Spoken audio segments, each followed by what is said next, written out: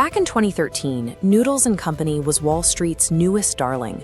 Fresh off a $100 million IPO, their stock doubled on the first day of trading, and excited investors were eagerly crowning them the next Chipotle. Today, that valuation has plummeted by 90%. The company is suffocating under more than $100 million in long-term debt, and they recently had to execute a desperate 1-for-8 reverse stock split to avoid being delisted from the Nasdaq. This is the story of Noodles Company, a cautionary tale illustrating what happens when a promising business entirely loses its sense of self. Pushing a concept nationwide before locking in an unwavering brand identity doesn't secure market dominance, it guarantees corporate collapse. The concept originated in Denver, Colorado in 1995. The pitch was a global kitchen: Asian pad thai, classic Italian marinara, fresh Mediterranean dishes, and American mac and cheese, all prepared fast casual style under a single roof. Early momentum was strong, and the optimism going into 2014 was intense. Fueled by that 9-figure capital raise, leadership confidently announced plans to expand to 2,500 locations across the country. Since their CEO previously served as the chief operating officer of Chipotle, the market happily bought into the narrative that this would be the country's next fast casual sensation. But that immense early hype and regional success acted as a smokescreen, hiding deep structural flaws in their business model right as they prepared to scale. The first serious crack in the foundation was consumer friction.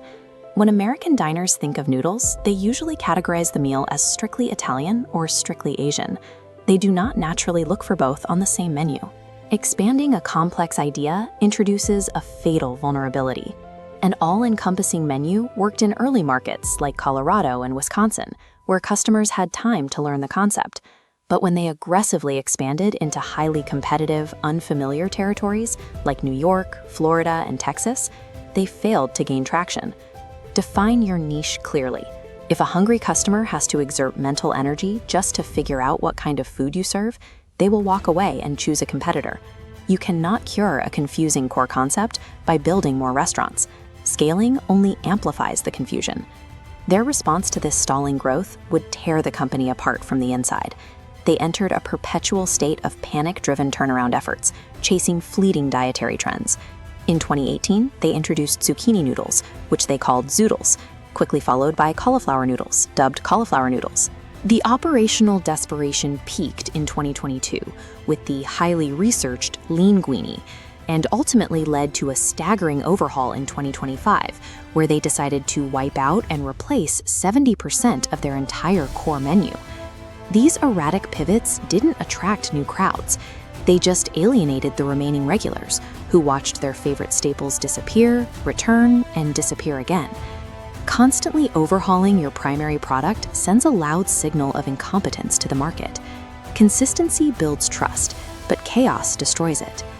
While they were messing with the menu, broader economic realities were closing in. Inflation, surging labor and ingredient costs, and the mounting interest on their debt were crushing the company's margins. Leadership tried to fix shrinking margins by hiking prices 13% year over year.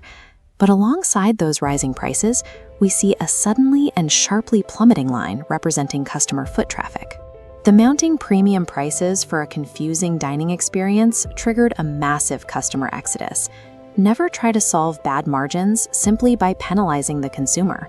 If you raise prices without delivering an equal or greater increase in value, the market will reject you. Pricing out your core audience while simultaneously degrading the quality of their experience is an error from which very few brands can recover. The geographical confusion, the relentless menu tinkering, and the aggressive price hikes resulted in a total collapse of corporate identity. The chaos ran to the top, with 3 different CEOs cycling through in just 3 years. They desperately churned through marketing slogans, from Your World Kitchen, to Made Different, to Uncommon Goodness, to We Know Noodles, blurring the message until it meant nothing. A business that constantly changes its name, its menu, its leaders, and its prices ceases to be a brand.